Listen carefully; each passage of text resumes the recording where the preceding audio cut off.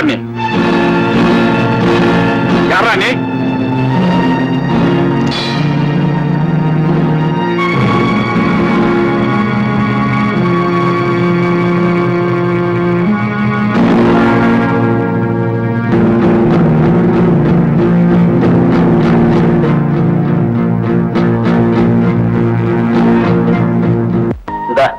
இதுல 7000 ரூபாய் இருக்குது.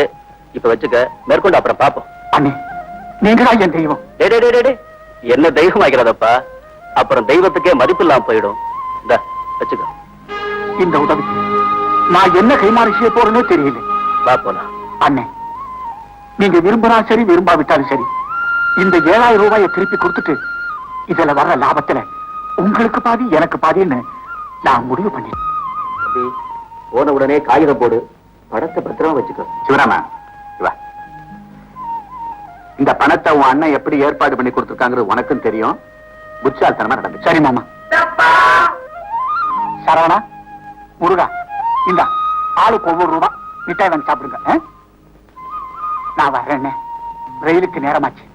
சொன்னதை மறந்துடாத. சரி மாமா, வா.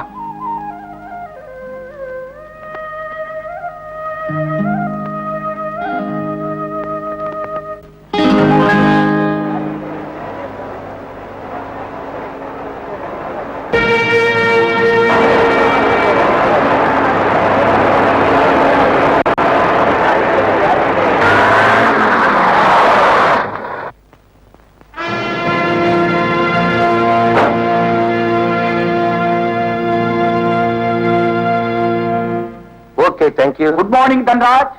Hello, good morning. Good morning. வாங்க வாங்க, உங்களுக்காக தான் காத்துக்கிட்டு இருக்கேன். இப்போ உங்களுக்கு ஒரு சந்தோஷமான சமாச்சாரம் சொல்ல பாரு. என்ன? சிலோன்ல இருந்து நமக்கு 7 லட்சம் ரூபாய்க்கு பேரிங் சப்ளை பண்றதுக்கு ஆர்டர் வந்திருக்கு. 7 லட்சமா? ஆமா சிவராமன், நீங்க போட்ட முதல் 7000, ஆனா அது இப்ப எத்தனை லட்சமா மாறி இருக்கு பாத்தீங்களா? அவன் தானே அனுபவிக்க போறான். தம்பி, நல்லா இருக்கியாடா சிவராமா?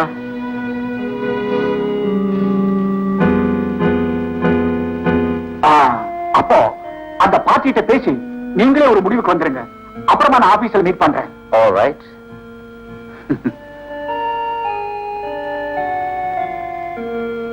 தம்பி, இந்த நிலைமையில உன்னை பார்க்கும் போது எனக்கு எவ்வளவு சந்தோஷமா இருக்கு தெரியுமா? எங்க வந்த? எதுக்காக வந்த?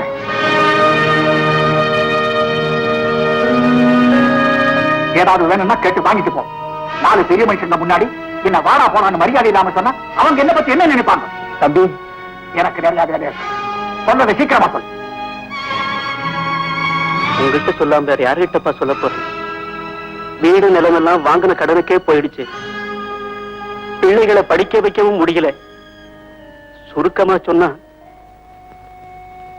கண்ணீரை தவிர கையில வேற ஒண்ணுமே இல்லப்பா.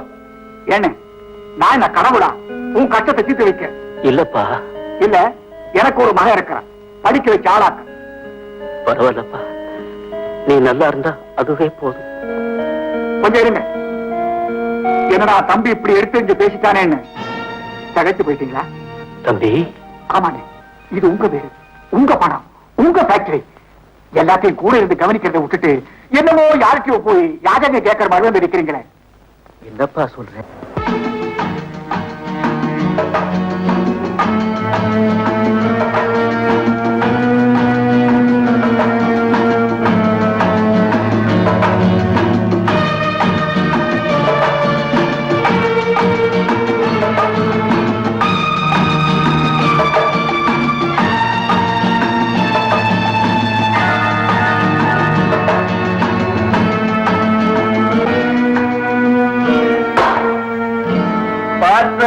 சொல்லுங்க. எங்க ஊர்ல என்னையும் என் தம்பியும் என்ன சொல்லுவோம் தெரியுமா? சொல்லுங்க. ராமன் லட்சுமணன்னு சொல்லுவாங்க. ஆனா அந்த ராம லட்சுமணன் எப்படி இருப்பாங்களோ நான் பார்த்ததே இல்லை. ஆனா என் தம்பி மேல நான் உசுரையே வச்சிருக்கிறேன். அவன் அப்படித்தான் என் மேல உசுரையே வச்சிருக்கிறான். அண்ணே, தம்பி, உங்களை வீட்டுல கொண்டு போய் விட்டுறேன். ரொம்ப ஓவரா குடிச்சிருக்கீங்க.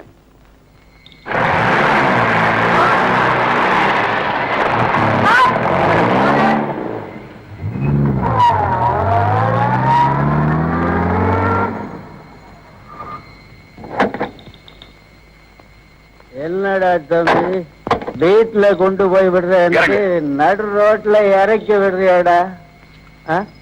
உனக்கு புத்திமதி சொல்றதுக்கு நீ எனக்கு புத்திமதி? என் ஃபேக்டரியில் ஆரம்பிக்க போற தொழிலாளர் யூனியனுக்கு நீதான் தலைவனா? ஓ ஃபேக்டரியா? கேள்விக்கு பதில். ஆமா. என்ன அவமானப்படுத்தணும்னு நீ தலைவன் ஆகிறியா? என்னடா மிரட்டுற? எனக்கு விரோதமா நீ தொழிலாளிங்க பக்கம் நான் இருக்க போறியா? இல்ல, நியாயத்தோட பக்கம்தான் இருக்க போற. நியாயமா? நிர்கதியா வந்த உன்னை ஆதரிச்சு வேலை போட்டு கொடுத்தேனே, அதுக்கு நீ காட்ட நன்றியா இது? நன்றி? யாருக்கு யார் நன்றி? சிவராமா, நல்லா வாழ்ந்தவன் தாழ்ந்து போயிட்டா வாழ்ந்ததையே திரும்ப திரும்ப நினைச்சு விரக்தி அடைய கூடாதுரா. ஆனா கஷ்டப்பட்டு முன்னுக்கு வந்துட்டவன் கண்டிப்பா பழச மறக்க கூடாதுரா. பழச நீ மறந்துடாதே. வேலைக்கார பசங்களோட சேர்ந்து நீயும் அந்த புத்தி காட்டுறீல? ஓ, என்னையும் ஒரு வேலைக்காரனாவே நீ நினைச்சிட்டல்ல? அப்ப என் உரிமை எதுக்காக உனக்கு விட்டு கொடுக்கணும்? வர்ற லாபத்துல பாதி பங்கு தர்றேன்னு சொன்னில்ல, எங்கடா அந்த பணம்? இத பாரு, நீ எனக்கு கொடுத்த 7000 ரூபாயை திருப்பி கொடுத்துறேன். அதை வாங்கிக்கிட்டு உன் குழந்தைங்களை கூட்டிட்டு எங்கேயாவது ஓடி போயிடு. யாரடா ஊரை விட்டு ஓட சொல்ற? அது இந்த ஜன்மத்துல நடக்காதடா. நான் இங்கே இருந்து உன்னை அடிச்சு திருத்தி தொழிலாளிகளுக்கும் ஃபேக்டரியில சம பங்கு வாங்கி தரல. என் பேரு நல்ல சிவம் இல்லடா, நல்ல சிவம் இல்ல.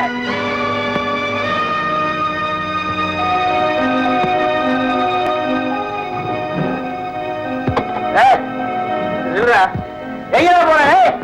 எனக்கு பதில் சொல்லிட்டு போறேன்.